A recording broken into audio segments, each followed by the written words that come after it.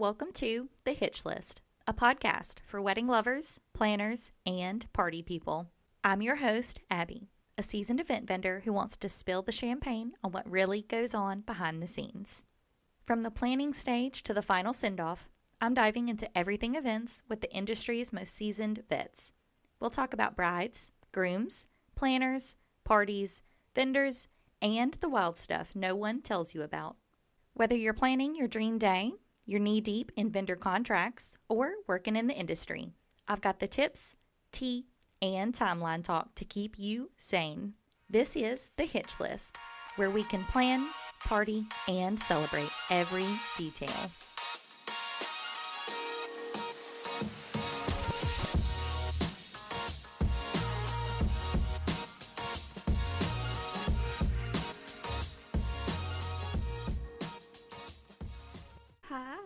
Thanks for joining us for another episode. Today, for our next interview, we have Miss Kaitlin McInnish, who is a hair and makeup artist for brides, other clients, anybody for special events. Right. I love a good prom, homecoming, anything like that. Oh, yes, absolutely. Any excuse to get glammed up, hopefully. Exactly. So, Kaitlin, tell us about yourself, how you got started, what you love about it, what you hate about it.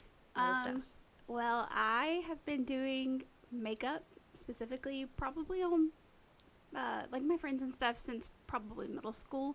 That's when I really got into it. And then high school, I jumped into doing color guard, which was really fun. But also, like, I was one of the only girls on the team who really had any idea of how to even put makeup on people's faces. And of course, on game days, like, to be able to see your makeup from the field, it's a lot like stage makeup. Right. So you have to apply it like thick and heavy, and people are like, I don't feel comfortable doing this. And I was like, ooh, me, I'll do it. So I ended up doing people's hair, people's makeup, and even into college. Like I was going to say, did you say high school you started color guard or college? Yeah, I did it both. So I did color guard for 6 years, 4 years in high school and 2 years in college. And even into college, like I was still doing hair and makeup on my friends for game days, and just for any event that they wanted to go to, they were like, Kaitlin, will you please just come, like, throw some makeup on my face? I'm like, I'm on my way. I'm coming. I love it. So I always wanted to step into bridal. Like, I love the industry. And then when I got married, it really reinforced my love for the industry. I ended up hiring one of my friends I went to cosmetology school, 2019, 2020. COVID was really fun for cosmetology school, just so you know. But I ended up hiring one of my friends to come in and do my hair and makeup for my wedding. And I was like, you know what? I love this environment. I did all of my bridesmaids' makeup. So, like, you did? I did. Bride did. No, from your planner, absolutely not. I will tell you no. For me, it was such a stress relief because you had the passion for that artwork, so that makes sense. Yeah. I really got into it. You can drive your planner up a wall, though. I didn't have one. Mistake number 2. Yeah, I regret not having one now. Like, looking back, I wish I would have. If I were to redo anything, I would absolutely hire a planner. Yeah. I think everybody, you're going to look back on your wedding day and have a regret. Just don't let it be a big one. Right, exactly.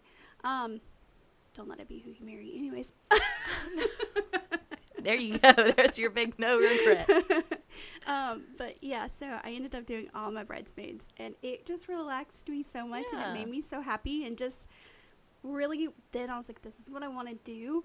But I felt kind of tied to being behind the chair, being like tied to my license, I guess. Just really, like, I went through 11 months of cosmetology school. Like, I've paid all this money, I've taken all these really stressful tests, and like I really feel like I should be doing hair behind the chair. And so I spent 4 years doing hair in a salon.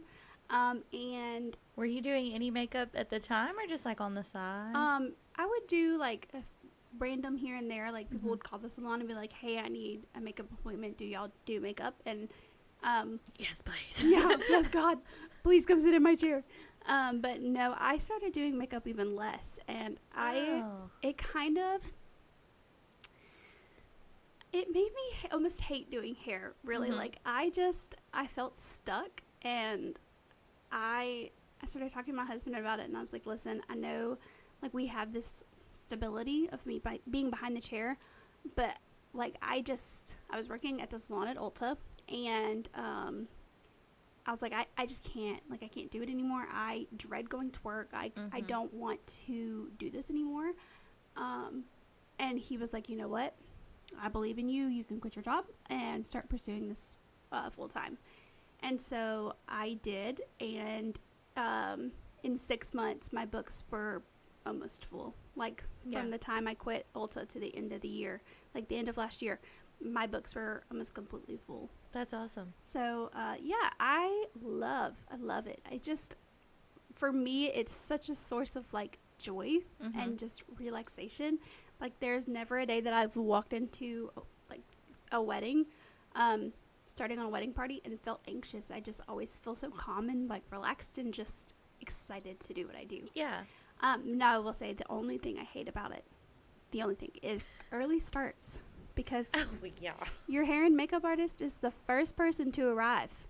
And normally, that's around 5 or 6 a.m., which means our wake-up calls are 4 o'clock in the morning. And so... And depending on drive time. Exactly. I put it in my contract, like, if you have a big wedding party, it's going to take us several hours to get done, and you have a really early start time, if it's more than an hour drive from where I'm at, you're paying for my hotel that's close to where you are. Because I'm not... Hotel, or I've recently seen, maybe it was just a makeup artist. I can't remember exactly. I was getting quotes for a client, and it was before this hour of the morning, every 30-minute increment I need to be there earlier than that is an additional X amount of money. Yeah. Which would allow you to either get a hotel or make it worth you getting up at 2 a.m. Yeah. Yeah, we were trying to book a makeup class with a very well-known makeup artist, and in her contract, she was like, if I have to start my day before 8 a.m., you're getting charged an early morning fee. And I was like, oh, okay, sounds like a great plan to me. So. Yeah, I mean, your time is valuable. Exactly. And it is your job. Yeah. And I don't think a lot of people think about that. Like, I understand, like, it's an early day for you, but also at the same time, I've started my day at least 3 hours before you did. And I have 2 small kids. I have to make it worth it for me to get up that early. Because usually my tiny people like to keep me up until 11, 12 o'clock at night. So getting 3 or 4 hours of sleep, it needs to be worth it for me too. Yeah. So, and for you to be able to perform too, you can't do 12 full faces on people on minimal caffeine, how many bathroom breaks, no food, no sleep, and still deliver the quality product that the client booked you for and is expecting. Exactly. So I've definitely started to value, like, my time. I drove all the way to Florida. When I first started, I drove to where did I go? Somewhere in Florida. It was like a 3.5 hour drive, and I only did the bride, just her hair and makeup, and then had to drive all the way back. Missed a whole day with my kids because I just did one person, and after that I said, this is never going to happen to me again. I literally, after that day, I said 4-person minimum. Like, you don't even have to, not 4-person, but 4 services. So, like, you can mix and match that however you want. You can do 1 hair and 3 makeups. Right. 1 makeup, 3 hair. I don't care. Or in relation to where, like, I'm sure you've got, like, a formula of, yes, I'll drive this many hours, but it has to be this many people. Yeah. And so, like, that's really important, too. And I don't think people think about that either. They're like, oh, you're driving just to do me, but I'm paying you mileage and I'm paying you blah, blah, blah. Yeah, you're doing all that. But at the same time, I'm missing a whole day with my family, with I have 2 toddlers. I have a 2-year-old and a 3-year-old. Like, I'm missing valuable time in their life to come and do these services. It has that to be you love to do, but at the same time, I not value for free. Time. Exactly. I value time with my family. And so, like, being a mom, I love being a mom. It's one of the most important things to me, but and I love being a hair and makeup artist. Those 2 things have to have some common ground and have to work together. In tandem Exactly. for both to be able to be successful. Yeah. So I agree completely. I love all of that. That's a fantastic, like, origin story, I guess. Just the one door closed, like, you knew that door was closing, and then that one immediately opened for you and has been successful. You knew your passions were not being put in the right place. And then you had the support from your spouse my husband said the same thing when I was like, look, I have known since middle school that I wanted to do this planning venture, and I'm not doing it. My soul is being sucked from me at the job that I'm in. Mm-hmm. What do we do? Well, honey, you can quit your job. We'll figure it out. Like, if you have that much of a passion for it, then it's going to work. Yeah. And the craziest thing is, like, I credit not all of my success, but I credit my start to one of my really good friends. Like, she texted me, I think it was August, September, something like that. And she was like, I have this wedding in November. She was like, I have reached out to everyone else that I know that does hair and makeup in the bridal industry. She was like, nobody's available. I need somebody to come work this wedding with me. And I tell people often, like, had it have not been for her belief in me that I could do it, and that, like, she trusted me enough to know what I was doing, to come work a wedding with her and essentially, like, working it under her name, I would not have ever jumped in as quickly as I did. Was that your first wedding? Yeah. Mm-hmm. That's awesome. Yeah, and it was her knowing that you hadn't done a wedding before. Yeah. And she trusted me enough, and she has asked me multiple times since then. And it's like the continued trust. And she texts me all the time. She's like, you're doing great. Like, she shows up for me all the time, and I appreciate that so much, because I truly, truly would have never. You got to have people in your court. Exactly. I love that. And yes, it does. It takes a lot to let somebody work under your name. Yeah. When I have very few other coordinators, because it takes a lot for me to relinquish that. Yeah. Control. Yeah, it's terrifying. Like, I've never regretted anybody that I've brought in to work under me. I have regretted people I've worked under. But I've never regretted the choice in, like, who I brought in to work under me. But it's kind of scary, because, like, they book your clients, brides specifically, book you. And so, like, when you have to bring somebody else in, you want to make sure that they can provide the same quality of work that you are.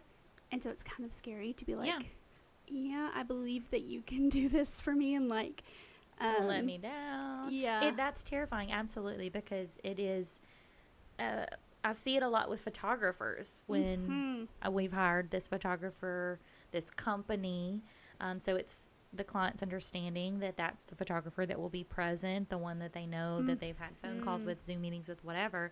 And then when they bring somebody else there that day, or that photographer's not able to be there, so they have a whole nother person there, that takes the client a second to understand that, because number one, they have no idea how the industry works. They don't understand that is a bit of an industry standard across the board for a lot of different vendor types in the wedding and event world. And number two, they have no idea.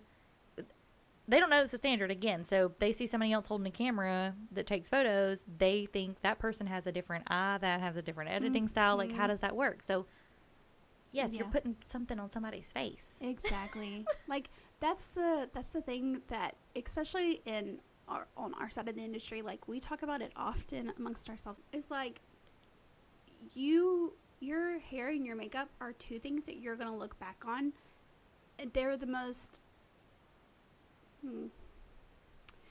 they're the part that stands out the most. Like, to you, as yourself. Like, as the bride. Right. Like, that's the thing that you're going to look back. That I feel like that can be one of people's biggest regrets. It's like, I hired the wrong person to come in and do my hair and makeup because I hated it, or their style didn't match my style, or whatever.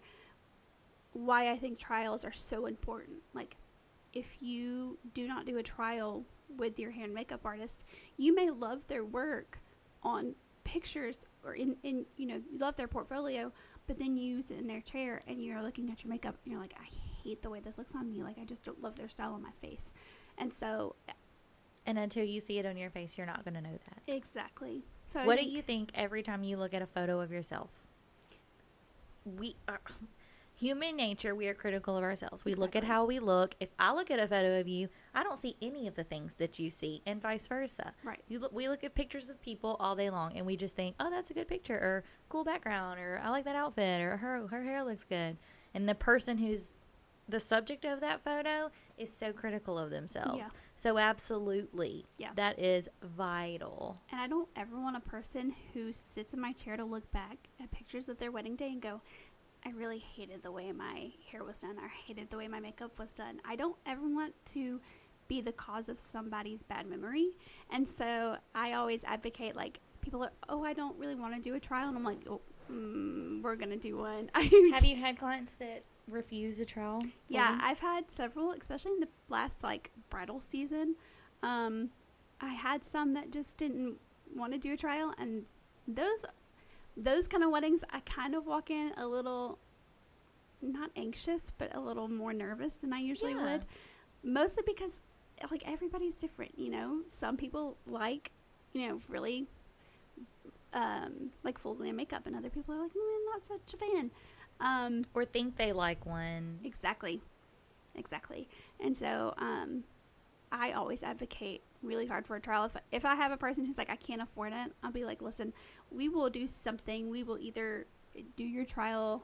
I never want to say for free, but, like, I will discount the price of your trial if you need me to. Like, when's your engagement photos? Exactly. Let's make it worth your while. Yeah, we can put it on a payment plan. We can do literally anything as long as we have a trial under our belt, because I want to ensure that you love the makeup look. Also, inspiration pictures. Like, the wildest thing, the inspiration picture may not look the same on you as it does on the person in the picture. And AI is so rampant right now in inspiration pictures. So I'm like, people will pull up a picture and show it to me, and I'm like, yeah, that's AI. There's no way I'm going to be able to get your makeup to look exactly like that. So that's the biggest reason for a trial, is, like, you want to make sure that your inspiration, what you have in your head, is actually going to look good on you. And that it's not a Pinterest wedding like we say on the design side of things. Yeah. And so I always advocate really hard for people to come in and do a trial, just because I want you to make sure that you're going to love the way that your makeup and your hair looks on your day, because you're going to have pictures of that for the rest of your life. Right. We want to make sure that you look and feel your best. Yeah, absolutely. So that leads me into a good question. What is your process for figuring out what is going to work for each client, especially based on those inspiration photos that they show you? Well, a lot of us, we stop and look at the picture, and we're like, okay, listen, you don't have the same facial structure that this person in this picture does. You don't have the same, as weird as it's going to sound, like, you don't have the same eye color. You don't have the same eyebrow shape. You don't have, you know, this or that or the other. So a lot of it is based off of your facial structure, and just your skin type, like what skin type you have. So I usually take a step back and I'm like, okay, based on your facial shape, and what you're wanting to get to, we're gonna do, like, we may do some heavier contour, some heavier bronzing, and we're gonna do, like, I don't do cut creases. That's just one thing I don't do them. But, like, you know, we're gonna do, like, this really soft and pretty, like, gold smoky eye, or we're gonna do, like, this pinky look, or just different things based on people's overall skin type and their overall facial structure. Like, it's so important to think about that. That's one thing I always tell my brides, is, like, when you're looking for inspiration pictures. That's what I was gonna ask next. What do you tell them to look for? Yeah. So literally, this is for anybody. If you're looking for inspiration pictures, like, you have a hair appointment coming up, or you have a wedding or whatever, you're bridesmaid, you're a bride. Like, if you're looking at inspiration pictures, you need to make sure that you have the same facial structure as the person in the picture does. And if you're getting hair done, you need to make sure you have the same hair type, hair color, and length of hair. Because that pretty blonde dimensional look, that updo on that dimensional blonde, is not going to look the same on somebody who has my hair. That's just flat and one color. There's nothing wrong with that. people just have this expectation that right. the hair is going to look exactly the same, and it's not. Like, it's just not going to look exactly like that. So you always want to look for inspiration pictures of people who look like you. And that's always kind of a weird thing to say, but I'm like, it's going to give you the most realistic expectation. So yeah, no, that makes perfect sense. And that is, I think, the mark of somebody who has to have the experience in it, because if you don't know anything about it, you just see pretty makeup and so you pin it on your Pinterest board or screenshot it to your phone, you don't know if that's going to work on your face or not. And so when you hire the right artist that is able to give you those types of pieces of advice, and that can lead me into my next question. What do you want your clients to ask when they're booking either you or their hair and makeup artist, even if it's not you? So one of the number one questions that I would ask is like, what do you, in your professional opinion, think that I should do? Even if that may seem a little weird, but like, you always want to get the opinion of your hair and makeup artist before you start looking at pictures, because we're able to set up your expectations for you just a little bit better. Just for you to have an idea of what you want to get into. So even if that means, hey, I have to do a Zoom consultation with you, that's perfectly okay. I'll hop on a Zoom call. We'll be there 10-15 minutes. We'll talk. I'm seeing your profiles, how you look, moving around. Yeah. So I want to be able to provide that for you. That way you have a clear expectation. Even if it's not me, like, I feel like people just aren't aware of how quickly makeup and even hair can become unsanitary. Number one question you always want to ask, what are your sanitation practices? So what do you do to sanitize? What answers are good answers? You always want somebody who tells you, I sanitize all of my makeup, like my powder makeup, with 70% isopropyl alcohol. No less and no more than 70%. And then you always want somebody who uses disposable applicators for everything. There's never a time that any makeup product should touch your face. Nobody should ever be putting lipstick, mascara, concealer, cream, bronzers, nothing. No makeup product should ever be coming out of the bottle directly onto your face. That's wildly and grossly unsanitary. And I have seen so many people do it, and I get the immediate ick for the client in that chair, because you never know. Like, there's no way you can properly sanitize that, and you never know what bacteria or nastiness somebody else's skin can be holding on to. So never ever, they should always say, I take all of my cream products out with a metal spatula and put it onto a palette. That always should be their answer. I use disposable mascara wands. I use disposable lipstick wands. I use disposable everything. And then the next answer, and this is so, I feel like should be such an obvious thing, but is not, is I use a clean set of brushes on each new client. I don't ever take a brush from another client's face and put it onto your face.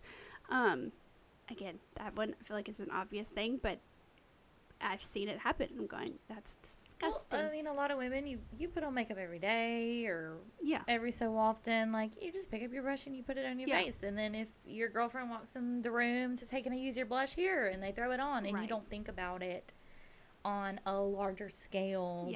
When you have a professional artist coming into your space and they do this 52 weeks out of the year. Exactly. How many people is that? Times, 8 to 12 every weekend. Exactly. 52 times. Like, that's a lot of people. Yeah.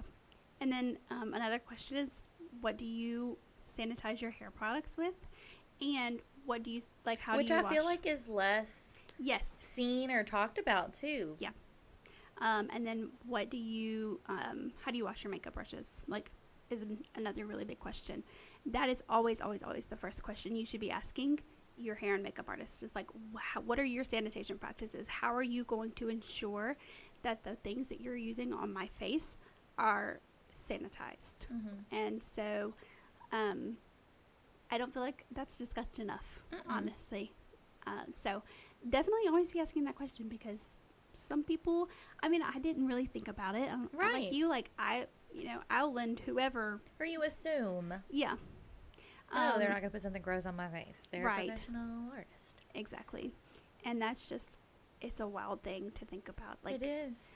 And then, powder products. I never thought about that. I never thought about the need to sanitize my powder products until I've seen, I guess, like videos or reels of people squirting it on there or putting it in there like the UV thing. I don't know if that is a proper way to sanitize, but I've seen videos of people doing that. It may be proper, but I don't do it. I feel like it's an unnecessary extra step, but you know what? That's okay, to each their own. Right. So, or the makeup restoration videos, like here's an old Chanel blush, watch me restore it. Those are pretty cool videos. They really are. And even like expired products, like how long do you let your makeup sit in your kit? Like, I have a question. I know, like, on products there's an expiration date. Is it like food where no, you actually are, so it's not, it doesn't like, matter if it's opened or not, that's the expiration date? No, like if it's opened, so that's the expiration date if it's opened. So you have 12 months, 24 months, whatever's on the package after you open it to use it.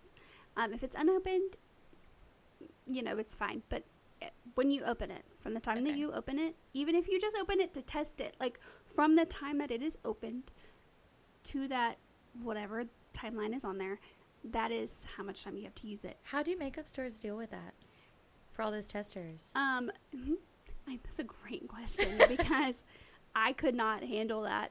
Honestly, though, most of the time, people are so wild. I'm just going to use the word wild. Uncivilized. That's another good word. They go into makeup stores. When I worked at Ulta, do you know how many people would come into Ulta and just play with testers? Like, that's disgusting, first of all. But then secondly, you're wasting a ton of product just coming in and playing with all these testers. And then we had to use said testers. Like, if somebody wanted a foundation match, like, we had to use a tester on said person. I'm going, I don't want to do this. Like, I really don't want to use this tester. Don't do this. It's unsanitary. Yeah, it's kind of gross. But I need the commission. Right. No, the amount of people who came in and, like, lipstick testers. Just directly onto their mouth. I'm going, okay, well, now we have to go throw that away. So if you saw it, that was policy, though. Yeah, we'd take it off the shelf and throw it away. But, like, if there were times that, we maybe didn't see it. And so I'm sure lots of times. Good Lord, please, if I'm telling you right now, if you're listening to this, don't test makeup products, especially like lipsticks, mascaras, that kind of stuff. Even if you do go grab one of those disposables, just don't do it. Like, it's not worth the risk. Just buy it, take the risk, buy it, and if you hate it, return it. Like, that's my piece of advice. Don't use the testers at the store because they're disgusting. That's crazy. Or like little teenagers. Don't think about that. Little teenagers who come in and like our drunk elephant display was always disgusting because they would come in and like make the concoctions that they see on TikTok or on Instagram or whatever. That's just gross. First of all, why are you in here without your parents? Second of all, why are you in here messing with my testers? That's disgusting. But I digress. Love it. You said one of the questions you wish clients would ask is, what do I need to be looking for? Is it helpful if clients send you their everyday looks? Like, here's how my makeup normally is, but I want this instead. So yes, if people are ultra peculiar about the way that their makeup is done, then yes, absolutely send us a picture of the way that you would normally do your makeup. We can find a way to enhance it to make it look just a little bit different for your wedding day, to make it feel special and specific to your wedding day. If people, like, I swap between full glam to very natural to literally not wearing any makeup at all. In that case, like, if you're like that, you can either wear a full beat or you can wear a very natural look. we don't really care. Just, but if you're a little bit pickier about the way your makeup is done, absolutely send us a picture. And then, like, if you have a more glam inspiration look, we can find either some kind of middle ground, or we can talk about how this is going to differ and how it's going to feel. Mm-hmm. That way you have an expectation and you're more set up for success. Mm-hmm. So. Have you ever had anybody, you're done, they see the mirror and they're like, oh no, we got to change this? So thank God, not when I was done, because I would have cried had I gotten all the way done with this girl's makeup. Do you do like check-ins throughout? Occasionally. So okay. If I didn't do a trial with a bride, so yeah. This specific story, like, I got this wedding the day before the wedding. Oh yeah. The original hair and makeup artist, Did you post about this on Facebook recently?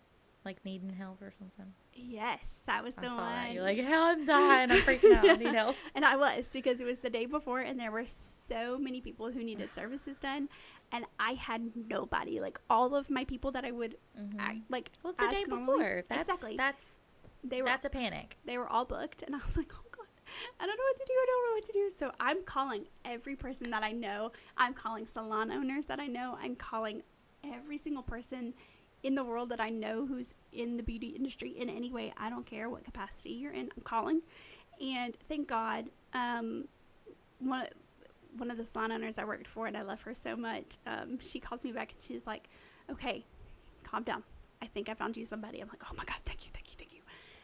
But yeah, so I got this wedding the day before the wedding, and did they have a cancellation last minute or something? So the original hair and makeup artist, she's reached out to me several times to see if I could work weddings for her, and it's never really lined up for me to be able to do that. But she messages me and she's like, oh my gosh, I just had to have surgery done today. She was like, it was emergency surgery, and I have this wedding tomorrow. And I was like, okay, perfect. This is why you want your vendors to have a good vendor network. Exactly. Just saying. Yes. Yeah, please. Because emergencies happen. Exactly. And I was like, yeah, absolutely. Like, I'll take it. Like, I don't have anything tomorrow. And it was my only Saturday of the entire wedding season that I was not booked. And because I was supposed to be booked originally, and then that wedding got canceled, and it was so far into the season. It was meant to be at that point. So, yeah. But I get to this bride, and she's so sweet. Like, I will never talk badly about this bride, but she had done a trial with the original artist, but had no pictures. Oh, no. And that's one thing I'm going to insert here. If you do a trial, okay, A, do a trial. B, when you do said trial, please take pictures throughout the day. You want to see how your hair is lasting in pictures. You want to see how your makeup looks throughout the day in pictures, because 12 hours later. Yeah, you want to make sure that your makeup. Go outside, go inside, run around. Do all the things. Sweat a little bit. I had a girl, one of my brides, she literally was going on her bachelorette trip where they went like axe throwing and they were doing all these things. It's perfect. And she texted me later that evening. She was like, my hair and makeup stayed perfect all day. And I was like, period. This is why we do a trial. Exactly. But this bride, she had no pictures. And so she's just trying to tell me, don't do that to your vendor. Like, don't do that to your hair and makeup artist. Your idea of like a pink, like smoky eye, champagne-y, smoky eye, whatever, is completely different than mine. Beauty's in the eye of the beholder, and this is beauty. This is makeup. So always have a picture, because that's pivotal for us to be on the same page. And so she had no pictures and no way of like looking to see, because there was no internet she didn't service. Do anything. Yeah. There's no internet service in this venue. And so she can't even go to like Pinterest or Google or anything like that to pull up pictures of what she wants. And so from what she said, I put the look that I thought she wanted onto her face. And thankfully we get, like, I showed her that eye look, and she was like, I'm not in love with it, but it may just be that, it's just because I start on eyes first. It may just be that I don't have the rest of my makeup. Right. And so I do a good amount of her makeup, and oh my God, one of her bridesmaids walks over and was like, yeah, I don't like it. And so the bride starts freaking out internally, and she's like, can we please change it? Can we just make it different? Like, just do whatever you want to. I've got it in my head now. Yeah. And so I was like 90% done with her makeup. Like, I was almost done, and had to take off very carefully, just take off her eye makeup and restart her entire eye look. But yeah, it was just, thank God, like, I've never had to completely start over from scratch. I do build in a little bit of buffer time, but I don't build in enough buffer time to completely redo somebody's whole face. Right. So, and if you can, like, pinpoint one thing that you don't like, that's another thing too. Like, if you're talking to, I don't know, it's just something about it. Exactly. That's my least favorite face. Do not ever say, I don't really know. If you can pinpoint one thing or a few things, like, if you could just pinpoint what it is. You're not gonna hurt my feelings. Exactly. Just tell me what it is. Yeah, like, you're paying for the service. I just want you to tell me what you don't like about it so I can change it and make you love it. Right. But yeah, so, like, if you're looking at it, look at it a little closer and see what you don't like. That way your hair and makeup person can fix it, and you can be totally and completely in love with it. Yeah. Because that's always your our goal. Yeah, we want you to be happy with the way you look walking down the aisle. It's like the most important day of your life. Like, we want you to be happy with the way you look. So. And again, not look back and regret it. That made me think of another question. You said you build buffer time into your plan. So from the planner's perspective, do you build a timeline? So I always wait until I get both the photographer's timeline, because photographers build their own, and then if they have a planner, I always wait to see what their planner's timeline is for the day. But yeah, one of the biggest things I ask is, like, what time do you need to be ready by? How many people do you have? That way I can have an estimate in my head of what time we're going to start for the day. Knowing how long I take to do each person, each service. But yes, I do. And one of the questions that you sent me was, what do you do for couples that they don't really even think about? And I build that timeline of my services from start to finish, and I also put people, like, at certain times. Like, that's my favorite. Oh, it doesn't matter. It doesn't matter. Just let them jump in. No, that's when everybody sits around looking at each other for 15 minutes because they don't want to go next. Exactly. We are putting names in. You can switch it around in the moment, but otherwise, Callie, you're next. Get in the seat. Exactly. Go sit down and do it. Like, no ifs, ands, or buts. And that's the thing. Nobody wants to be the first person in the chair. Nobody. Not one single person wants to be in the hair and makeup chair at 6 o'clock in the morning. Nobody. I understand that. I know that. So hire 3 more artists so that they don't have to do it at 6 a.m. Right. You have to pick one, though. Exactly. And so, and they're never going to pick the option that makes them choose more money, or spend more money, which is completely and totally understandable. But, like, girl, somebody has to be in this chair at 6 o'clock in the morning. I don't care who it is. Somebody has to be there. And if I make a schedule, whoever I call first, it's going to be the first person in the chair. Have you ever shown up and doors locked, everybody's asleep, and you're like, Yes. Oh, my gosh. Several times, actually. It's way more common than you think. We show up at 6 o'clock, and I'm calling the bride, I'm calling the planner, I'm calling literally anybody that I can possibly think of. And I woke this poor planner up one morning because I've had hair and makeup artists wake me up, like, because that's the one vendor that I'm not on site for when they arrive most often. Exactly. And so I called this, like, I went and toured the venue the day before because I'd never worked a wedding at this venue. And so I wanted to make sure I knew where the bridal suite was and I knew where everything was at. And I was set up. That's my biggest thing, is I want to be set up for success. I want me and you as the surprises. Bride. We're going to be set up. We're going to be ready to go, and we're going to be successful throughout the entire day. So but she didn't tell me. She was like, you're going to enter through this door, and then you're going to go up these stairs. Also stairs, wedding venues, hair and makeup. So she's like, you're going to go up these stairs, and the bridal suite is, like, right there. And it was beautiful. It was huge. It was the best bridal suite I've ever seen. But she didn't tell me there was a code for this door that I had to have. And the bride was still asleep. Everybody was still, because you can stay at the venue. Like, they have places that you can sleep at the venue, but everybody was sleeping. And I called her.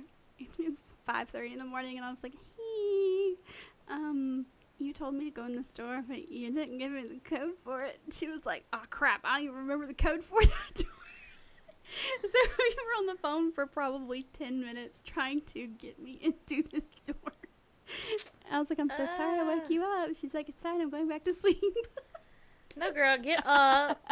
Get some coffee in you. You gotta start working on waking up. Yeah, it was so bad though. And she got there like as we were leaving. So I was like, hi, bye. See you later. We've been here for 8 hours. I'm going home. Man. I definitely have had hair and makeup artists call me early in the morning, and it's like, I know you're not supposed to be here. I'm so sorry, but like, yeah, help. Yeah, because that's your planner's role. That's your coordinator's role. So like, we don't want to stress. We don't want to stress the bride out, but like, oh yeah, absolutely. Call the planner before you call the bride, please. In any scenario. I always hate like working weddings with planners I don't know, because I'm like, you don't know me. We've never seen each other before, but like, I just need some help, and I don't want to stress this poor bride out, and I just need you to tell me what to do. So that's the goal. But yes, building those timelines. That's always a fun question for me, like, especially if I'm texting back and forth with the bride and we haven't yet gotten to that point in my questionnaire process with them where I'm creating their timeline for them. And they're like, well, what time do you think hair and makeup should start? Like, okay, well, your ceremony's at this time. How long is your photographer contracted for? What time is your photographer showing up? Do you want getting ready photos? Do you not care for getting ready photos? How many people are getting hair and makeup done? Do you have an assistant? How many artists do you have? How long does each client take for hair and for makeup? Right. And they're like, oh. So I can't give you this is what time hair and makeup should start until I have the answer to these 15 other questions first. Because everything is intertwined and collaborates together. And once they see that, they can grasp it, and they're like, oh, okay, yes, it makes sense, but you don't think about it. No. And that's one of the biggest things too, is like, I want to be able to work with your photographer. Like, I want to, and your planner, of course, but like, I don't want to feel like I'm in your photographer's way. And so, or that you're having to rush. Exactly. I don't ever want a photographer in my ear telling me I need to hurry up, or that, oh yeah, it's really fun, all the things that hair and makeup artists get blamed for, especially when the wedding day is running behind. It's like, it's the hair and makeup, and I'm like, no, it's not. No, it's because mom wouldn't stop chatting and won't come sit her butt down. Exactly. And that's another thing too. Like, I know that as the planner, I promise. And we appreciate you so much. We appreciate you so much. I may say, hey, how much longer you got? Yeah. I'm sorry, but yeah. And as long as we're not feeling like rushed, we're good. Like, we are acutely aware of like what time things happen, and so we're trying to get you there without compromising the quality of our work. And that's another really good question too to ask your hair and makeup people, like when you're booking, is like, okay, if we are running behind, like, how are you going to catch us up without compromising your quality of work? My answer to that would always be, I build in buffer time. So like when I'm building my schedule for the day, and collaborate with your other vendors. Exactly. If I have to, even if I'm going, I take 45 minutes to do somebody's hair. You're going to build an hour. Exactly. Per person. Exactly. And I'm going to make sure we have enough time, because I understand, like, things are constantly changing on wedding day. Your bridesmaids are going to be running around like chickens with their head cut off. I want us to be able to... Or God forbid somebody pulls bride out of the chair to go look at something. Oh, my gosh. Yeah, that's another thing, too. I protect my bride's peace. Like, they sit down in my chair, and the first question I always ask is, how are you feeling? Do you want me to kick anybody out of this room? Do you want to be alone? Do you want, just time to be by yourself? Or are you okay? Like, how are you feeling? Do you need a snack? Do you need a drink? Exactly. And I'll do whatever it takes to protect your peace, because I want your time with me to be the most calming and peaceful time of your day. It's also really the only time you're going to get to feel peace and calm. Because very true. The rest of your day is just pure chaos, and it's great. It's so much fun. You're getting married, and it's wonderful, but it also is just chaotic. Like, you're gonna be on strict timelines. You're gonna have to. You're being pulled in a million different directions, and as you should be, like, is the norm. So I want your hour and a half to 2 hours with me to be calming and to really let the reality sink in. Like, this is your wedding day, and just enjoyable. Exactly. And so Yes, that's the perfect answer to the question I wanted to ask is like, what do you do to eliminate that stress when your bride is in your chair? Because their mind is going a million miles an hour. People are constantly coming in. They're, trying to look around while you're trying to do eyeliner on them. Like, Exactly. all the things. Yeah. Another thing too is I am my bride's voice for her. So before we even start Don't her move glam, your face. You can't talk. exactly. Before we Use eye signals to tell me what you want me to say. even before we start our glam, like if you want me to kick people out, goodbye. Who's causing problems in this space for you? Get out of the bridal suite. Like, I don't care. I will advocate for you. That's part of my job. And then also I tell her, okay, when you sit down in this chair, you're not answering any more questions. Like, there needs to be a person. You have a designated person who can answer all the questions for you. If they cannot answer the question, they can come and ask you. You can answer them very quickly, and they can go get that answer. But you don't need all 75 And million that's people. why you hire a coordinator or a planner. Exactly. And ensure that they know all the answers for you. Exactly. So, like, girl, you're going to set a designated person. If you haven't already, you're going to do it right now. And then after this, you're done answering questions. Like, somebody's going to have your phone. Yes. If somebody calls and needs, directions to the venue or whatever, that person has your phone and can answer whatever you Perfect need. maid of honor duty, Yes, by the way. Exactly. So I advocate so much for my brides because their day is chaos. The 2 hours that they're in my chair, I want to not be chaos. And so, I'm my bride's biggest advocate throughout the time that they're in my chair. I'm like, if somebody's on your nerves, girlie, just look at me and I will make sure they disappear. Like, Blink twice with your left eye to establish signal. Like, one of my poor brides, her about to be mother-in-law was she was supposed to be in the chair at a certain time and was running late and still wanted to get her hair and makeup done. And she was like, Kaitlin, I need you to tell her when she gets here that she doesn't have time. Like, you don't have time to do it anymore. And she's like, she's been on my nerves this whole time. She was the one who made herself late, and I just don't want to deal with it. So, you know what I did? Tough conversation, but exactly. that was your role as a professional. Like, I was hired to be here. I can have a tough conversation. Right. And so I don't mind doing that. There are some people who I avoid conflict in my personal life. I am very conflict avoidant. In my professional life, I'm a completely different person. Like, you will see a different, not side of me, but like, you'll see different aspects of me come out, because I want to be a person's peace on their wedding day. I want them to be able to know that they can trust me to protect them and to be there for them, even if I'm only there for a few short hours of the day. I'm not there all day, but like, I want you to know that while I'm here, you're protected, and I'm going to do whatever it takes to protect your peace and make sure that you're ready for what the rest of the day is going to hold. Yeah, I love that. That's how it should be. Yeah, Completely agree. And I don't feel like every vendor is like that. Like, I They're really not. Now, the mark of any good or successful vendor should be all of those ways. Yeah. Unfortunately, the industry's not filled with that. But Yeah. that's with any industry. It's not just us Exactly. here.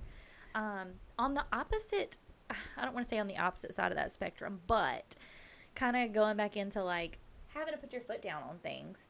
Have you ever had a scenario where something happens during a session, you leave that session and you immediately change something in your contract because you're like, that's never happening to me again? Yeah. So the biggest thing I've changed recently, actually, two things, actually.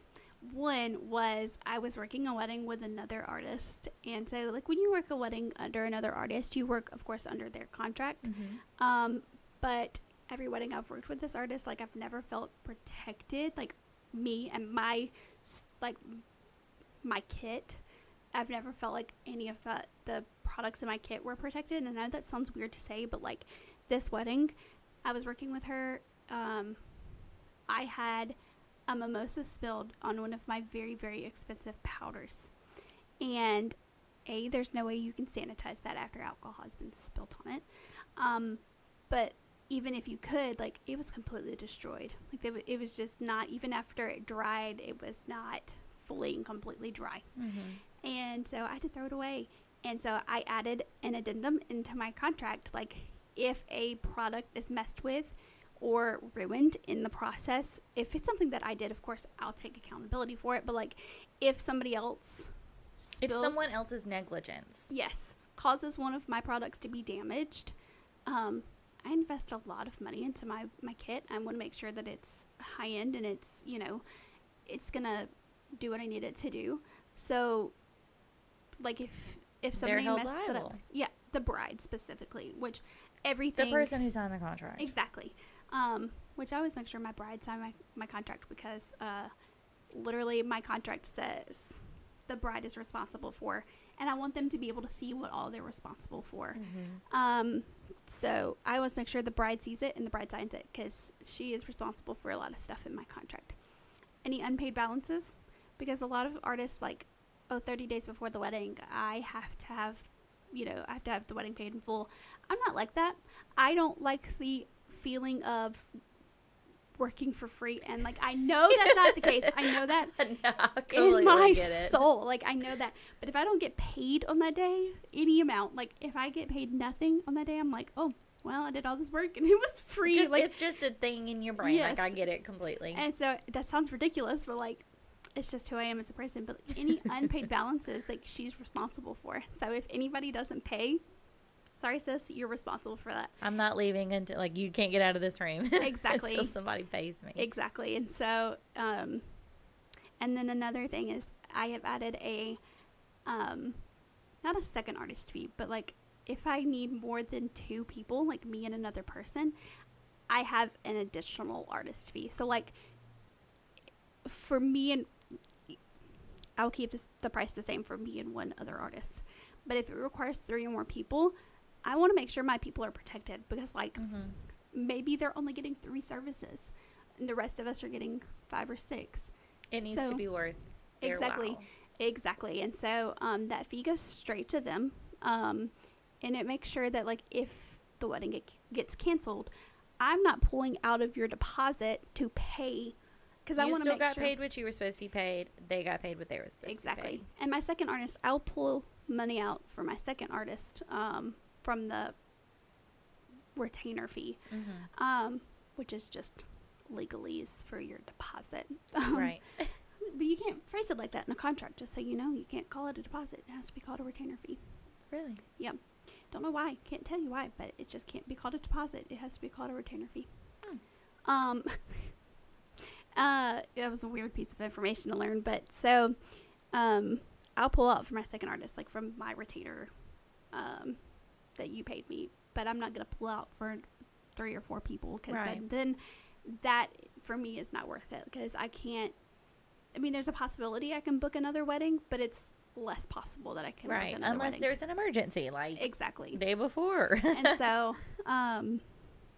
yeah, there have been times I was going to work a wedding with another person and then the wedding got canceled. Not the other artist's fault, but also I have booked that day off. Like, right, you didn't take on another client because you were going to be working under someone else. And so, and, like, out of respect for them, I don't want them to feel like I've, like, flaked on them. So, I just, do you always have somebody with you? It depends on the amount of services. So, like, a lot of us have a minimum and a maximum amount of services we're willing to take. My max is 8. Like, I don't do you go ahead and pay your assistant or somebody that you have with you when it's booked? Like you're saying, in the case that you're going to be working under somebody else and then it's canceled, now you haven't been paid? No. So I will pay, like if it does get canceled, I will of course pay. Or scenario by scenario. Right. But specifically for me, like, my retainer fee gets taken out of your total balance. So like, you pay me $100 retainer fee, that $100 goes towards your balance. Right. And so I don't want to pay $50 to my assistant if the wedding goes on and, like, I mean, I can take $50 out of her pay, but, like, I just don't want that confusion to be there. Right. Now, if the wedding gets canceled, I will of course send her that $50 from the $100. Here's what you would fee. have received. Exactly. Okay. So. And that's your specific policy of that, not necessarily other artists. Most other artists will not even pay their second artist if the wedding ends up getting canceled, which is why I put that in my contract, because I wanted, specifically, I have one assistant that I work with very often. She works a lot of weddings with me, and I never want her to feel like she's being screwed over. Like, I don't want her to feel like I'm not protecting her in any way. One, because she's new and she doesn't have her own contract, so she does not have anything in place for herself. So I'm going to make sure that I have something in place for her.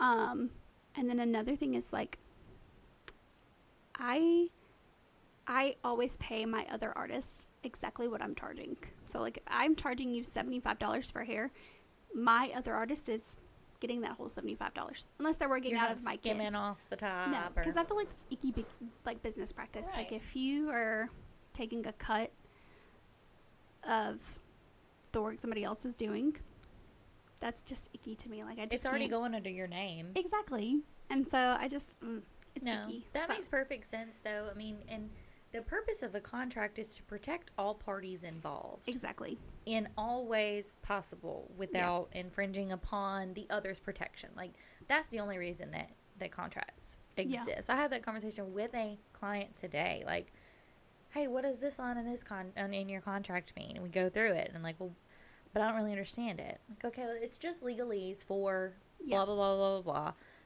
All of this is just to protect both of us in the case that this happens, or in the case that anything happens. Yeah. I can't call it every scenario. Yeah. We can't prepare for everything, so we prepare for a bubble around it all. And it's just to protect us both. Like, I promise none of this is screwing you over. Yeah. And it's not screwing me over. Exactly. Yeah. Also, another question that you need to ask is, do you have a contract, and what in your contract is there to protect me as the client? Because a lot of people are just worried about protecting themselves, and that's all good and fine and dandy, but you want to make sure that you're protected. I need to know that I'm going to get what I'm supposed to get, and what happens if you can't provide it. Exactly. Or if you neglect to do it in the way that you say you're going to, all of the things. Yeah. And that shouldn't... Ask your vendors when you're booking them these questions so that it's not causing more stress once they're booked, once you've already paid them, leading up to wedding day or on wedding day itself. Yeah. Well, you said it a second ago, like, showing grace.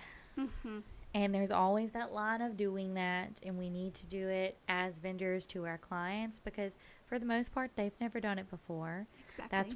That's why I want to have this podcast and have these candid conversations, so that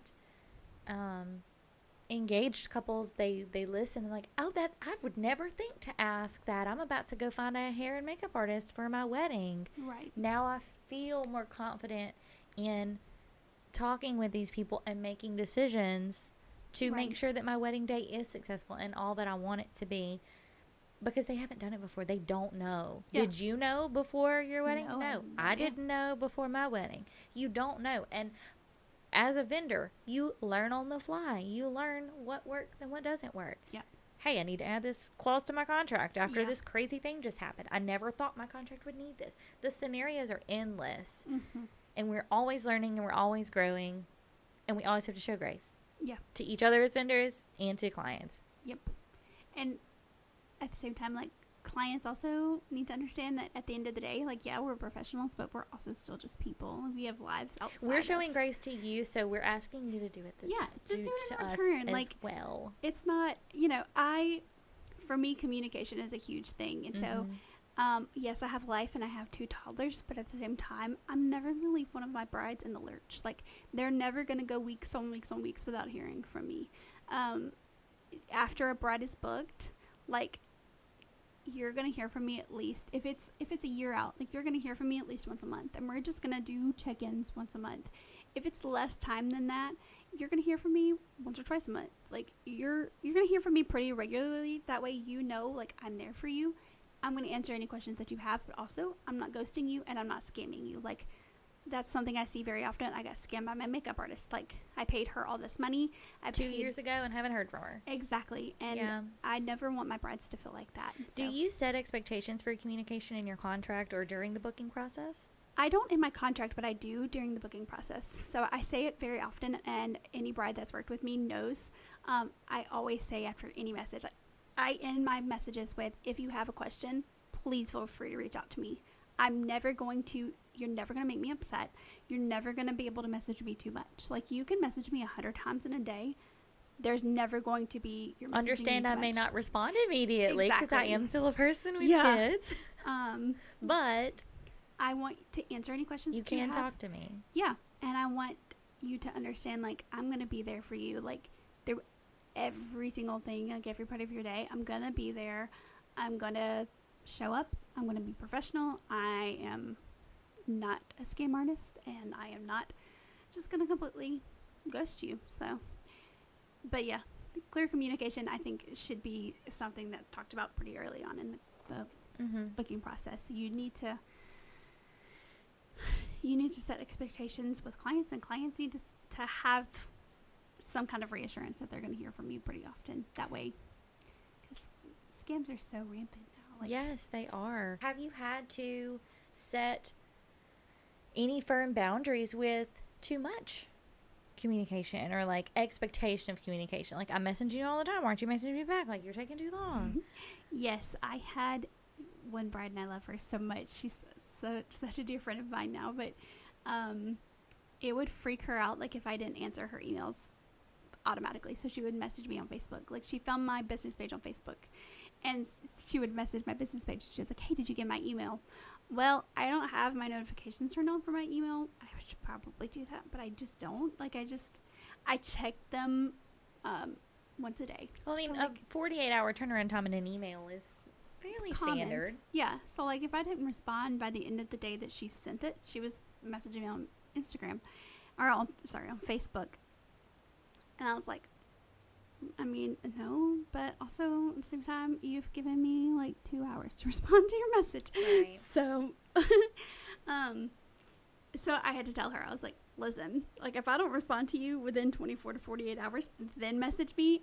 I completely understand. And the first time she did it, she had just sent her deposit. And so she was making sure that it got sent to the right person. And like, I understood that one completely. Yeah. Following money's after that, involved. Yeah. Following after that, it was just, she would email me about things pertaining to the wedding date. And I was like, you've just got to give me like 24 to 48 hours to respond to you. Yeah. I promise I'm going to get to you.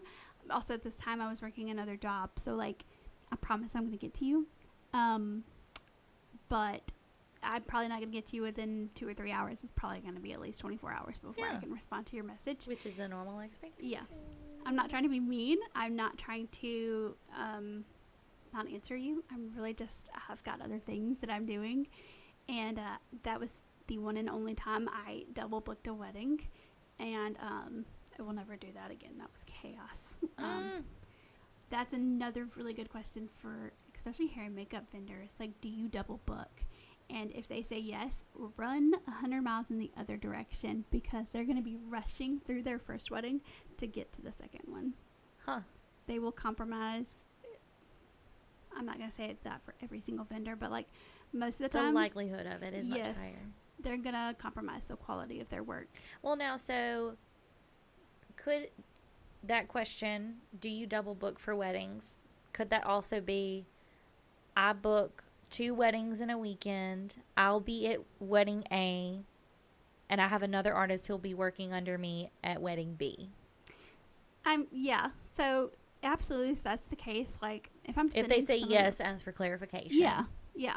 But like 2 weddings in one day. It's more what I was talking. Like, even if they're doing one on... Do you physically double book yourself? Exactly. Like, if you're working 1 on Saturday and 1 on Sunday, that's fine. But like, if you're working 2 on Saturday, the likelihood of them rushing and compromising their work is very high. And so if they're sending somebody else, like, cool, that's fine.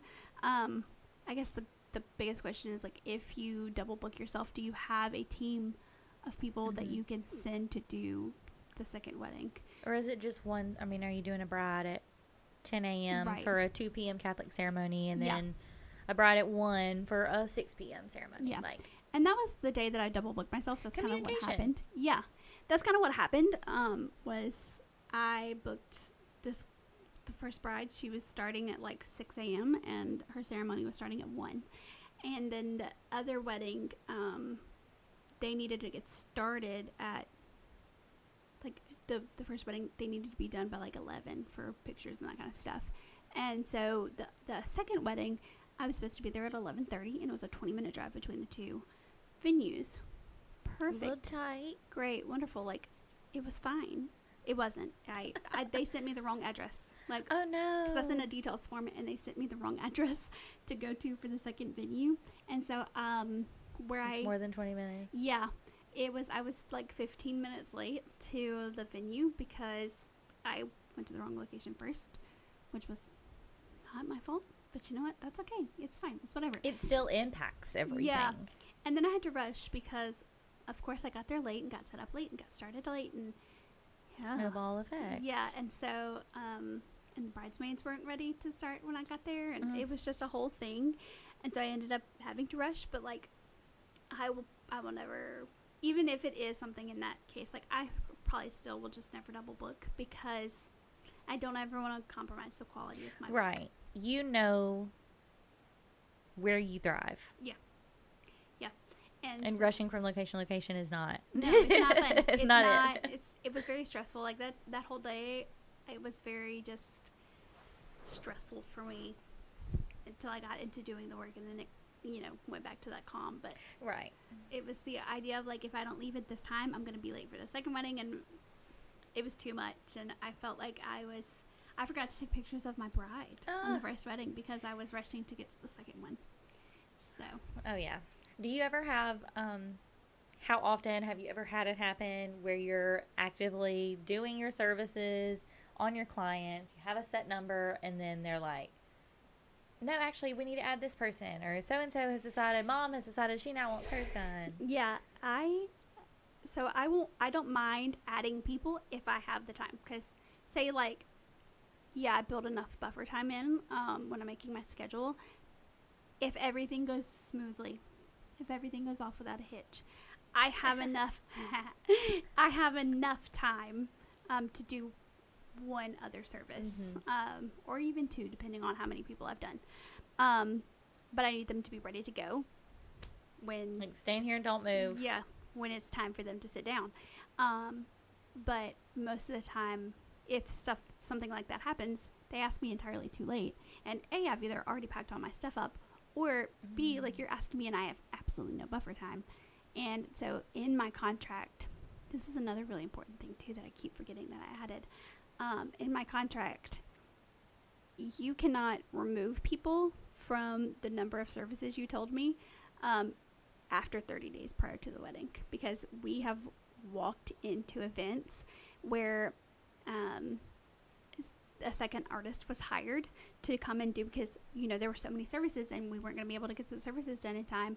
And then you walk in and the bride's like, oh yeah, this number of people decided that they didn't want their hair or makeup or whatever done, and so we actually don't need this other artist now. Exactly.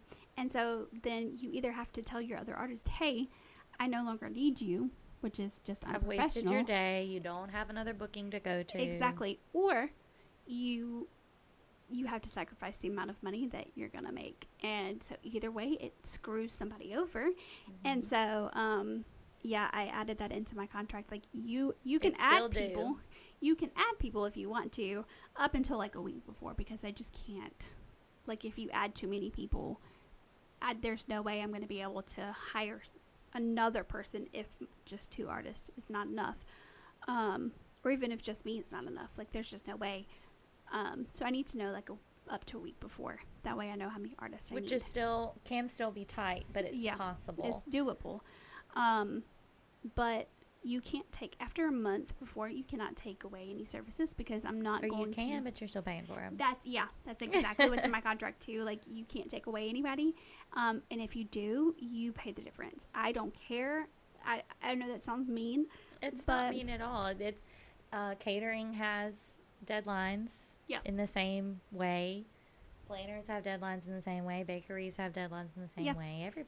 Everybody does, because this is everybody's job. Exactly. It's your paycheck. It's what you anticipated. Yeah. You knew what you were going to be making, and you can't change it on somebody. No. Your boss doesn't come to you at work and say, Exactly. by the way, you were anticipating working full-time 40 hours this week like you always have done. You're only going to work 10 hours this week. Yeah. What? Yeah. And that's the thing, That's too. illegal. Yeah. In the whatever law it is that protects employees in the workforce, it's illegal. Yeah. So why would you be able to do this to your service providers? Exactly. And I don't think people understand that. And I think that's something that needs to be talked about, more widely talked about, especially throughout the wedding industry and the beauty industry, period. Is like, we're not just hobbyists. We're not just doing this as a little side gig or little side hustle. Most of us, this is what pays our bills. Mm-hmm. This is what feeds our families. Like, this is what puts clothes on our backs and, like, make sure that we are able to live. You can think our prices are egregious. You can think that we're money hungry. You can think whatever you want to about us. But this is our literal job. This is the way that we sustain our lives. And so, like, I made a comment on a TikTok a while back because she was like, oh, yeah, this bridal makeup artist quoted me $300 for a trial. And I was like, girl, I understand that is an insane price. I look at that, I go, I wouldn't pay that. As a professional makeup artist, I wouldn't. I truly just would not. Do I understand that artist is probably highly sought after? Do I understand that she is probably very in demand, has a very expensive kit? This is her main source of income. Do I understand that there are a lot of logistical reasons that she could have gotten to the $300 mark? Absolutely. And I'm never going to bash somebody for making that their price. I wouldn't pay it. That's okay. There are people in the world who charge a lot. Yeah, who would pay that. But there are also other artists who charge a heck of a lot less than that. And more. Yeah. And so I'm going to find not somebody. Not every client's for you. Not every vendor's for you. And I'm going to find somebody in my budget without having to knock the other person down. But don't nickel and dime the person that you do want. Yes. Well, why is it this? Well, why is it that? The price is the price that your client or that your vendor told you it was. Mm-hmm. Because that's what the price is. Yeah. And I don't. There's no wiggle room in that. And I don't have to justify my prices. If somebody were to ask me straight up, I may not tell you, like, I spend thousands of dollars to invest into my kit, both my hair and my makeup kit. It's okay to ask out of curiosity or, like, I genuinely, need to know. Like, I want to go with you. And that's fine. Like, I will always, I'll explain to people who I feel like just want to know because they're curious, not people who are wanting to know because they don't think that I'm worth that Well, you don't price. have to provide the blush. I have blush. Yeah. No, that's not how it works. Yeah, I've literally had people ask me, like, if I bring my own makeup, can you just use that and charge me less? No. First of all, I've never used your makeup. I'm not going to. I can't ensure the quality of my work if I use your product. I just can't. There you go. Is that in your contract right there? That line exactly. I need to put it in there. But, like, I can't trust that your Mary Kay products are going to perform the same way. Or how old they are. Exactly. How many years ago did they expire? People are like, yeah, but you can, just charge me to apply it. I'm like, I'm not going to do that. I can't. Like, I don't apply product that is not mine. Exactly. And that's a big thing, too. The only thing that I will even remotely think about doing different is skin prep, because I do understand that people have sensitivities to, like, skincare. And so, like, if you are like, hey, I have a skin sensitivity, can I bring in my skin prep products, or can you tell me what you use? That's a perfectly fine question to ask. Can you tell me what you use? I can tell you what's okay and what's not. Mm-hmm. I'll avoid using that on you. And I feel like most often people that do have specific skin sensitivities, they know what works and what doesn't work. They know what they can tell their artists. Yeah. And so, and the thing about me is I'm always going to, my sister and my mom both have very sensitive skin. I'm always going to choose the options that are most suitable for sensitive skin.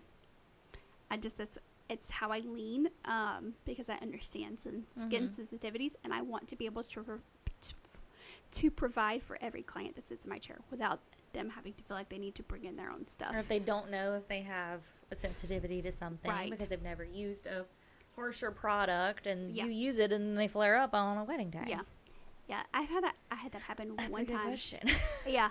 Oh my gosh, I cried too because it was my very first wedding that I worked by myself, like that I contracted on my own, and it was one of the last people I was doing. She was like the second to last person I was doing, and she had to like leave the chair. She started like whelping up. Oh no. She had to leave my chair and go take care of her issues because like her skin, because she had a sensitivity to one of my products. And after that, and she just didn't know it and you didn't know it. Yeah. So after that, I really started to do my research into what was good for sensitive skin and what was not. And what was not good for sensitive skin, I threw it out. Like I was like, this is never happening to somebody else in my chair because I just couldn't, my heart couldn't handle it. I felt so guilty. Is that a question you ask? What's that? Is that a question you ask them? Oh, yeah. Like, I do very thorough consultations, and anybody who works with me, like I tell them, like if I have an assistant who works with me, like I tell them, here's the questions that you need to ask. I don't care like if you've never done this before. This is a list of questions that's like pivotal for you to know. And one of my questions is there any skin sensitivities or allergies that I need to know about? And most of the time people are like, no. And if they do, they'll tell me. And so my follow-up to that is, if any of these products start to burn, itch, irritate in any way, tell me. We will stop immediately. We'll take it all off and we'll start all over again. And so like I always want people to know, like, if you're having any kind of like a sensitivity or anything to anything I've put on your face, it's not going to hurt my feelings for you to say, hey, stop, we got to stop this and take it all off. I always want you as well as anybody would know. Exactly. Everybody's skin is different. Yeah. So how it's going to react is different. Exactly. So I always ask that question. It's so important to know, like, do you have any skin sensitivities? There are also other things that you need to know, like, have you done retinol in the last 24 to 72 hours? Because that can widely affect how makeup applies, or how like sensitive your skin is in those areas. There are just several things that like you need to know before you start applying makeup. That way we can work together and like make sure that you look flawless and perfect and you don't have any issues. Yeah. What that's a good question to ask. What are the pieces of advice that you would give listeners and that you give clients for prep in the weeks and months leading up to wedding day? Yeah. So I actually have a prep list that I send to my clients. And so I have a hair prep list and I have a makeup prep list. And the biggest thing I can say for makeup prep is, I don't care how close you are to your wedding, unless you're like a week out, then don't take this piece of advice. But like if you're, a couple months or a year, over a year, immediately start getting facials. Go see an esthetician, start getting facials done. I can't tell you what kind of facial you need. I'm not a licensed esthetician. But they can tell you. But they can tell you what you need. They can help you get your skin healthy and glowing and beautiful. And that's going to be your biggest. So one thing that we say very often is makeup is only as good as the skin underneath it is. Right. Because as much as we, would love to, we can't put a mask on your face and then put makeup on top of it. Like your makeup is just going to sit on top of your skin. So if your skin condition is not good, then your makeup, of course, is not going to be. And so go see an esthetician, like, immediately. Get engaged, book an esthetician. I love that. But don't start that the week of your wedding. Right. And there's, like, in my prep, like, the week of the wedding, the only thing that you should be doing is, like, a hydrofacial. That's it. Because it's the only one that's going to not make you have any kind of reaction. Also, don't start any new products 2 weeks before your wedding, because you can have a reaction and it takes a while for those to go away. So no new products, nothing, like no new skincare, no new face mask. We have had people do a face mask the night before the wedding. They're like, oh, my whole bridal party did this face mask. And then 2 or 3 of the bridesmaids like had a reaction to said face mask. Don't do that. Like, I know it's cute and it, or if you know it's not something that you do regularly or that you've ever done before, don't let it be like. Yeah, don't introduce anything new to your routine. Yes. that, those 2 weeks. And then, yeah. Drink lots of water. Yes. Make sure that you're staying hydrated. Make sure that you're staying healthy, but make sure that you're taking care of your skin. And then hair, the biggest myth, and I'm going to say this very clearly for everybody listening. The biggest myth about hair is, oh, my hair holds a curl better when it's dirty. No, it does not. No, it does not. That is the biggest myth that we have been able to bust, and I can explain why. Okay. You say, oh, my hair holds a curl better when it's dirty. Well, what do you do when your hair is dirty? You put dry shampoo in it, right? Dry shampoo gives your hair a little bit of texture. Okay. That's what makes your hair hold that curl. So you're adding dry shampoo, which has that texture in it, and then you're adding hairspray. So those two things together, texture. Guess what? We do not want to put our hands into your dirty, nasty, filthy hair, okay? Regardless of you coating it. Right. Clean hair. Exactly. Regardless of you coating it with dry shampoo, we can still feel the oils. We can still feel all of that nasty, yucky in your hair. We don't want to deal with that. It's gross. So please. You ever wanted to wear gloves? Yes. Oh my gosh. Please, for the love of everything, okay? I can make your hair hold a curl, okay? You come and you sit down in my chair and you say, hey, my hair doesn't hold a curl really well. Great.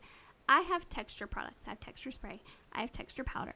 I have stronghold hairspray. I have all these things that I can ensure that your hair is going to hold a curl. Please do not sit down in my chair with your hair coated in oil from 3 or 4 days ago. Like, that's just nasty. Yeah. And so, yeah, that's another, like, really, really big thing is, like, please don't sit down in my chair. So hair prep. Have your hair clean and product free. Yes, and dry. Oh, my word. People will get up on wedding mornings and then 2 or 3 hours later sit down in the chair and be like, oh, I'm ready to get my hair done. Sis, no, you're not. Damp. Your hair's still wet. And, like, if I have to blow dry your hair, I bring a blow dryer. If I have to blow dry your hair, though, it's in my contract. I charge you an additional fee because that's extra time that I'm taking, extra products that I'm using, extra steps that I'm taking. Well, the word dry in the request is not... It's not optional. Right. And so you either, go find somebody who has a blow dryer and blow dry your hair, or I blow dry it and you get charged extra. I don't care which way we go. You're not using the blow dryer either. Yeah, you're not using my blow dryer. That's because it's wear and tear on a blow dryer I paid a lot of money for. So I have to account for that in some way. So no, you're not using my blow dryer. You better hope somebody else has one because it's not going to be mine. But yeah, and then like if you have naturally curly hair, of course, feel free to put in whatever products. If you're styling it naturally curly, feel free to put in whatever products you know that works. And if you're not sure, ask. Yeah, because I can give you recommendations, but all curly hair is different, and so I don't want to bring products to a wedding and then it not work for that person, that person's hair. So put your products in it, but it's still ensure that it's dry when I get there. So do that the day before. And then if you do have like really thin, fine hair that doesn't hold a curl well, when you wash it, don't put conditioner in it. Conditioner will weigh your hair down. And I know it sounds crazy and you're like, oh, but it's going to be hard to brush through. That's okay. It's still, that's okay. Even if I have to be the one that brushes through it, like, I don't mind. And if you feel the need to, you can put a little bit of leave-in conditioner in it, but just don't weigh it down with conditioner, because conditioner is very, very heavy and it coats your hair and it stays in it for a long time until you shampoo it the next time. And so if you have that conditioner in your hair, it's going to weigh it down, and then of course you're going to lose the ability to hold the curl even further. So that's the two big things. Don't come with dirty hair, and for the love of everything, if your hair doesn't hold a curl, please don't put conditioner in it. How often do you have brides have super specific requests for wedding parties hair? I will say, like, I've only had one bride who was like, I want everybody's hair to be the same. Most brides, unless they're paying for, which has become less common, but unless they're paying for the service itself, most brides don't really care, which I love. I love the idea of getting away from such structured weddings, like everybody having to look exactly the same, because, I mean, each person is individual and, like, their style is different, and like, it's the same thing that we were talking about a while ago, I don't remember what we were talking about a while ago, that we were talking about everybody being different. But, like, I mean, dresses. What works on everybody. That's what I was going to say. And dress styles, yeah. Yeah, so, like, hair. I mean, like I said, that blonde dimensional hair style is not going to look good on somebody who has flat brown hair. Like, it's just, everybody's hair is different. Everybody's face is different. Everybody's different. And so I like the idea of getting away from such structure, and having it have to be so specific and everybody having to look exactly the same. I like that we're kind of getting away from that and going into letting them be an individual.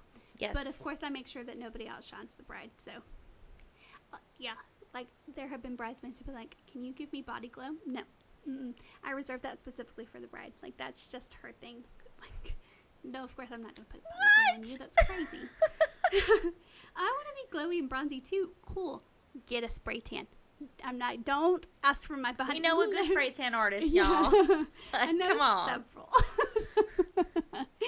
So, That's crazy. No, I'm not giving you body glow. That's an insane question to ask me. No, you cannot have the same makeup look as the bride. Thank you for asking. The answer is no. Yeah. And then the amount of, like, mothers of the groom or mothers of the bride who complain about. It's always the moms. People talk about bridezillas. It is so rare to find a bridezilla these days. Yeah. Truthfully, Yeah. it is a momzilla. Well, because brides are so educated now. Like, things like this podcast, like, they're ensuring that brides are educated and that they are comfortable and confident walking into their wedding day. Whereas, like, back a couple, decades ago, when their moms were getting married, there wasn't as much education around the wedding and the bridal industry. And so, we didn't have access to social media like we do. And so there was a lot of just uncertainty walking into wedding day, and I feel like that carries over into their kids' weddings. Yes. Yeah. And then the people who live vicariously through their children. First of all, yuck. Second of all, no, I'm sorry. You do not get to dictate what is done with your daughter's hair and makeup. You do not get to dictate your future daughter-in-law's hair and makeup. I'm so sorry. You don't get to dictate anything. Exactly. And if you're going to complain about it the whole time, you can kindly leave my chair. There's a door there. Exactly. Peace out. Because I don't engage in, like, bashing people. That's just gross. And, like, if you don't want to be there, simply don't be there. Like, if you're just going to bash the whole entire time. We're all in control of ourselves. Exactly. We're all adults. And responsible for ourselves. Exactly. And so, yeah, I've kindly been like, yeah, we're not going to talk about this. Like, we're not going to engage in bashing of specifically my bride. Like, I love her. This is somebody I consider a close and personal friend now. We're not going to bash her. We're not going to bash her choices. You are protecting her peace. Yeah. It all comes back to that. Yeah. At the end of the day, it's her wedding and her choices. And you're not going to bash those. To me, you can bash them to somebody else. But to me, respectfully, you're not going to. I just won't allow it. Like, I'm not going to allow you to talk badly about her. Yeah. Really back to protecting her peace, because I love my brides so much. Like, they're such. Without them, I would literally have no career. So, Right. I love them. I'm thankful for their trust in me. So it's just, I'm not going to allow That's you a part of the passion. It's not just, you have to have a face to put makeup on. And Exactly. And I really feel like if you are not showing gratitude to the people who have hired you, like, maybe your heart's in, okay, maybe you may love doing makeup. Not everybody is cut out for bridal, and that's a hard thing to have people understand too. Is like, I've talked to people who are like, oh, I love doing makeup, or I love doing hair, should I get into bridal? And I'm like, okay, I can ask you all these questions, and if the answer to any one of these questions is no, then you're not cut out any for one bridal. of them. Yeah, not just majority of them. It's not a mixture. Like, if your answer is no to any of these, then you're not cut out for the bridal world. And that's a hard pill to swallow, because, people look at it and they're like, oh, well, you make a lot of money. I don't discuss finances, but, like, yes, I make more money doing this than I did behind the chair. but I also make a lot of sacrifices to do it too. Right. And so if you're not willing every weekend, if you're not willing to do that, this is not the space for you. And so I can ask you these questions, and then I can tell you at the end of it if you're cut out for this. And there are other spaces that you can do hair, you can do makeup, that does not have to be bridal. There's like editorial work, there's photo shoots, there's literally so many other options that you can do, that's just not bridal. And I have worked with artists who I 100% don't believe that they're cut out for bridal. I just don't. that are doing it currently. Oh yeah. Yeah. So what would be a big piece of advice to someone thinking about joining, maybe not necessarily bridal, but the event industry as a whole? Yeah, definitely reach out to people that you know and that you trust and that you know has good quality work. So like if you're looking to like do event planning, reach out to an event planner that you trust the quality of their work and trust their professionalism, and say, hey, can I come to shadow you for a couple of events, for a couple of weddings, whatever.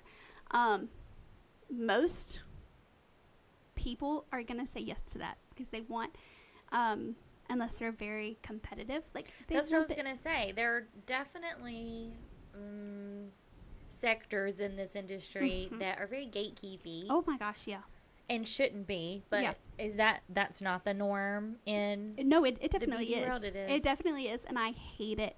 I hate it so much because how are we as an industry going to try to tell people like, no, you can't join us? Like that's just gross to me. Like I cannot imagine somebody reaching out to me and being like, hey, can I shadow you for an event? I really am thinking about getting into the space, and me being like, no, like I don't think there's enough. There are so many clients, like so, and not every client's for you. Exactly. And again, like I may not be in somebody's budget, but like if I have an assistant or I have somebody that I know is coming up who charges less than me, great, I can hand that client off to that person and still trust that their quality of work is there. So why in the industry, like why are we trying to say, oh yeah, no, there's already too many, like it's too saturated? No, it's not. You're just being money hungry is I guess the best word for it. You're just malicious for no reason. Yes, catty. Ugh, that's another really big word that is thrown out a lot in the especially hair and makeup industry. Like people are super catty in this industry. Okay, so to wrap things up, if there's one thing that you want people to hear from this episode, whether that be a potential client or someone who's interested in joining the industry, if they don't listen to anything else we talked about, what's one thing you want them to know? Well, definitely for clients, pick a reputable vendor and don't always just trust reviews, because I'm pretty convinced that some people pay for reviews. But reach out to brides who have booked with said vendors and get their personal experiences with vendors. And then for people who are interested in it, reach out to somebody that you know and that you trust and ask them if they can help you. And if they can't, find someone who's willing to. There are a lot of us in this industry who are willing to help. We want to continue to grow this industry and we want to see people succeed. And I am definitely one of those people. So if you're interested in getting into the hair and makeup industry, please reach out to me. I would love to. Just click the link in the bio. Yeah. Just shoot me a message. I am always here. I will happily answer any question. I am not gatekeepy. I want to see this industry blossom. Yes. And how can potential clients book you? So I don't have a booking site yet. I am working on that right now. But if you go to my Facebook, which is Kaitlin McInnish, Kaitlyn McInnish stylist. You can message me there and book with me through my Facebook. Perfect. And I will link that Facebook page in the show notes, of course. Perfect. Instagram, any other platforms? Yeah, I have an Instagram. You can also reach out to me there. I don't have my notifications on for Instagram, so if I don't answer you like in 24 hours, just be patient with me. I promise I will get to it eventually. Okay. And my books are pretty open, so anybody getting married this year who has not yet to find a makeup artist, just holler at me. I'll be there. Awesome. Well, Kaitlin, thank you very much for all of this insight into the industry. I think we had some really good chats. Oh, absolutely. Yeah. We'll see you guys next time. Bye. Thanks for listening to The Hitch List. Don't forget to subscribe, leave a review, and share your wins and woes. I want to celebrate or commiserate with you. Until next time, where creativity meets celebration and details matter. Want to be featured as an event vendor on The Hitch List? Send me a message. I'd love to share your stories and behind-the-scenes moments.